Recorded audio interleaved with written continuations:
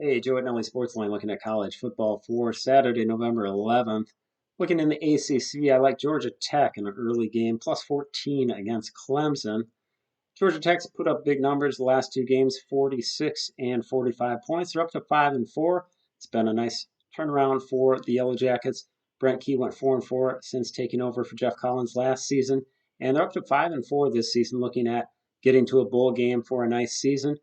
They do play Georgia in the finale, so there is some urgency. They've got Syracuse next week for a winnable opportunity, but be a good opportunity to get it done. With Clemson this week, you have the Tigers coming off a big win last week. They beat Notre Dame for a nice win in what's been a disappointing season for the Tigers. They had some of the breaks go for them last week. It's been a season where they've had some tough turnover breaks in some of their losses. Last week, Notre Dame had 3 turnovers, and Clemson was able to get some easy scores on short fields early in that game, and then they had a pick six in the third quarter to help them pull away for a nice win.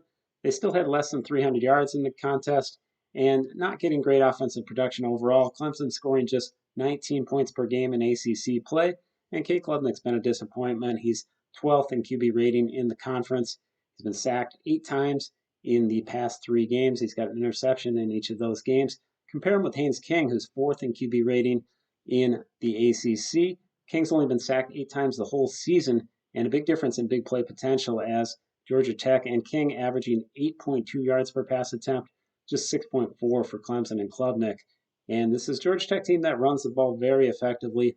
They've had great success on the ground, averaging 5.4 yards per rush this season. That's top 10 in the nation.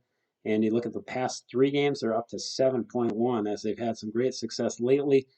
Clemson, pretty good run defense, 3.8 yards per carry allowed on the season. But you look at the last 3 games, that's ticked up to 4.8. So I think Georgia Tech can have some sustained drives in this matchup and have some success putting up enough points to stay within that double-digit spread. Clemson is on a tough run as a home favorite. They've had great success, obviously, in the last decade, but now 8 and 14 against the spread as a home favorite since 2020. In that time, 10 and 19 as a double-digit favorite in any venue.